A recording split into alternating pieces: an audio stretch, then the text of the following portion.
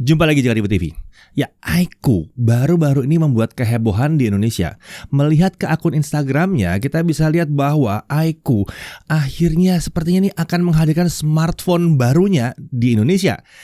Dalam video ini kita akan bahas siapa itu iQOO dan kenapa kehadirannya membawa excitement dan seharusnya jadi angin segar untuk konsumen smartphone di Indonesia. Oh ya, kita juga akan bahas spekulasi spesifikasi serta kapan kira-kira kehadirannya di Indonesia. iQOO, iya bacanya tuh iQOO, iQOO bacanya iQOO. Ini berasal dari singkatan I Quest On and On. Kata mereka ini mencerminkan citra brand iQOO yang tidak pernah berhenti mengejar kesempurnaan. Target brand ini adalah generasi muda yang technology savvy atau mereka yang tech enthusiast. iQOO sendiri merupakan sub-brand dari smartphone yang udah sangat terkenal, Vivo. Tahu dong kalau itu ya. Jadi jangan heran kalau kami tidak meragukan brand yang satu ini. iQOO mulai meluncurkan produk pertamanya itu sejak sekitar pertengahan 2019. Produk pertamanya itu adalah iQOO Pro 5G. Nah, iQOO aja pada saat itu belum ada kode atau serinya. Itu yang ada seri-serinya baru ada setelah tahun 2020. Nah, smartphone pertamanya itu bahkan sudah pakai Snapdragon seri 855. Jadi debut pertamanya aja udah langsung ngegas nih. Nah, varian produknya itu beragam dari kelas menengah sampai ke flagship. Nah, ciri khas brand yang satu ini cenderung mengedepankan performa. Sedikit beda ya dengan Vivo yang jadi brand utamanya yang mengedepankan kemampuan di segala lini dengan fokus utama di kamera. Nah, awalnya iQOO ini baru untuk pasar China aja, tapi berlahan berkembang keluar China. Diawali dengan India dulu di tahun 2020. Masalahnya Indonesia kapan ya? Nah, dalam akun Instagram iQOO Indonesia, iQOO_ID, kita melihat tanda-tanda kehadirannya nih. Karena postingan pertama di akun ini diakhiri dengan kalimat "Are you ready?" Nah, dan hint lainnya ada lagi nih yang tulisannya "Monster is coming". Jadi seharusnya yang hadir adalah smartphone dengan performa tertingginya dari iQOO. Nah, untuk mengetahui kira-kira apa yang ditawarkan iQOO dengan smartphone kelas teratasnya, kami berkesempatan atau tepatnya menyempatkan diri menjajal iQOO 10 Pro yang udah lama diumumkan. Tentunya harapan kami smartphone yang ini bukan yang dihadirkan ke Indonesia ya, karena yang ini udah cukup lama diluncurkan oleh iQOO. Oke, mau tahu seperti apa iQOO kelas atas? Oke, bareng sama Chris ya. Oke, di tangan saya kali ini sudah ada iQOO 10 Pro nih. Tentunya harapan kami, smartphone yang ini bukan yang akan dihadirkan ya, karena yang ini sudah cukup lama diluncurkan oleh iQOO. Paling nggak, mari kita cobain dulu deh. Dengan kita cobain ini, paling nggak kita ada ekspektasi atau kira-kira bayangan untuk next gen produknya itu akan seperti apa. Kalau yang misalnya ini aja udah bagus, berarti next gen-nya akan lebih gila lagi. Oke, kita coba lihat dulu desainnya. Untuk desain ini udah kelas flagship banget ya. Back covernya ini ada dua sisi kalau yang ini. Satu sisi pakai kaca dan satu sisi lagi dia pakai premium leather. Frame-nya aluminium, pokoknya udah kelas flagship banget deh. Jadi kita bisa berekspektasi produk berikutnya juga akan sama premiumnya atau mungkin lebih premium lagi. Dan kalau kalian lihat tadi di boxnya ada logo BMW, itu memang karena iQOO bekerja sama dengan BMW ya. Di desain smartphone ini juga iQOO menyebutnya sebagai eksklusif desain BMW M Sport. Oke, sekarang kita lihat spesifikasi sekilas deh. iQOO 10 Pro yang kita cobain kali ini dia pakai prosesor Snapdragon 8 Plus Gen 1 ya. RAM-nya 12GB, storage 512GB. Monster sekali ya. Dan dia pakai baterai 4700 mAh. Dan yang paling gilanya lagi, charging itu 200 watt super flash charge. Ya, teman-teman nggak salah dengar, 200 watt. Luar biasa. Dan spesifikasi lainnya juga udah termasuk kategori flagship loh.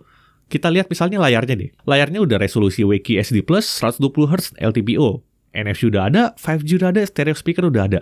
Ini udah flagship banget lah pokoknya. Sebetulnya yang nggak disangka-sangka menarik buat saya itu ada di kameranya sih, jujur aja. Kamera di iQOO 10 Pro ini bukan kamera yang cuma asal ada aja seperti di beberapa smartphone gaming yang udah pernah kita lihat ya. Saya peduli performa kencang tapi peduli kamera juga. At least bagus deh, nggak perlu seperti kayak misalnya Vivo X Series. Paling nggak udah kelas atas. Nah, iQOO 10 Pro ini bahkan udah standar flagship kameranya. Kamera utamanya 50 megapiksel, ada ultrawide 50 megapiksel, udah autofocus juga, luar biasa, dan ada telefoto juga. Dan telefotonya ini agak nggak biasa sih resolusinya. Resolusi telefotonya 14,6 megapiksel. Oke, tapi karena fokus smartphone ini adalah performa, gimana kalau kita cobain dulu sekilas performanya seperti apa nih? Kita coba main Genshin deh 15 menit aja ya.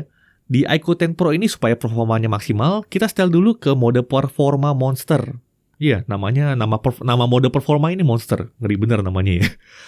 Buat saya sih lancar banget ya. Rata-rata frame rate-nya ada di 53 fps. Dan itu tanpa kipas. Kalau misalnya saya coba kipasin, ternyata bisa naik jadi 55 fps average-nya. Bisa Genshin dengan rata-rata frame rate di atas 50 fps itu udah mantep sih. Tapi apakah suhunya panas? Nggak juga ternyata. Sebegitu saya cek suhunya itu cuman di 42 derajat sisi paling panasnya. Oke, gaming lancar. Ada satu hal lagi yang pengen saya tes juga, yaitu charger 200 watt-nya. Ini gila sih. Baterainya kan 4700 mAh. Dengan charger 200 watt ini kita bisa ngisi dari 0 sampai full cuma butuh waktu 13 menit aja. Sakti ini sih, luar biasa. Oke, dari pengujian singkat tadi, kita udah bisa lihat kalau iQOO 10 Pro yang ini aja ini udah luar biasa banget. Berarti kita bisa berekspektasi produk yang akan masuk ke Indonesia nanti itu akan lebih luar biasa. Nah, soal produk iQOO yang akan masuk ke Indonesia, pakai prosesor apa mungkin, itu nanti kita lanjut lagi ke Mas Dedi aja. Nah, gimana? Keren? Keren. Oke, kita lanjut. iQOO ID itu bilang bahwa yang akan datang adalah monster. Bukan monster yang menarik dong kalau datangnya pakai Snapdragon 8 Plus Gen 1 lagi. Kan udah banyak ya. Seharusnya yang datang ini pakai SoC yang baru. Dan seharusnya bukan Dimensity 9000 Plus juga. Karena dari yang kita pantau performanya kan itu mirip-mirip aja sama Snapdragon 8 Plus Gen 1. Apakah ini pasti pakai Snapdragon? Kami juga nggak bisa memastikan. Tapi yang menarik, kok akunnya Snapdragon ID udah ikutan repost teasernya iQOO ID? Mencurigakan ya. Oke, lanjut. Hal menarik lainnya adalah teasernya yang dimulai di pertengahan Oktober 2022. Seharusnya ini membuat iQOO baru yang ini nih hadir di tahun 2022 juga dong. Karena masih ada 2,5 bulan sebelum tahun 2022 berakhir kan. Masa kejauhan banget sih dari teaser sampai barangnya ada? Oke, sekarang kita bahas yang lebih menarik lagi. Nah, kami saat ini sudah terima undangan ke acara Snapdragon Summit di Hawaii. Acara tahunan ini selalu jadi ajang pengumuman Snapdragon seri 8 terbaru. Dan kali ini acara tersebut dipercepat ke pertengahan November 2022, bukan awal Desember lagi seperti tahun-tahun sebelumnya. Nah, kalau cocok logi atau harapan kami terbukti, harusnya yang satu ini akan menggunakan SoC terbaru yang akan diumumkan di Snapdragon Summit yang pertengahan bulan November 2022 ini.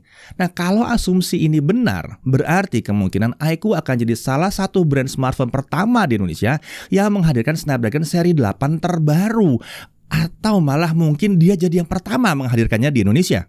Oke, peningkatan performa umumnya signifikan dari pendahulunya ya.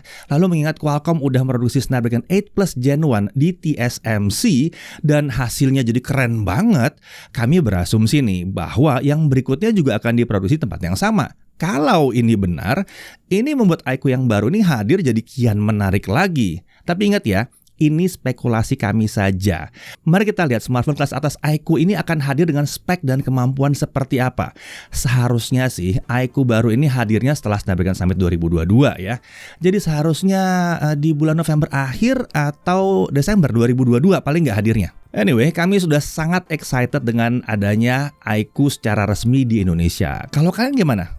Tulis di kolom komentar ya. Akhir kata, kami ucapkan selamat datang ke Indonesia, iQOO. Saya Dedi Irfan, Jaga TV.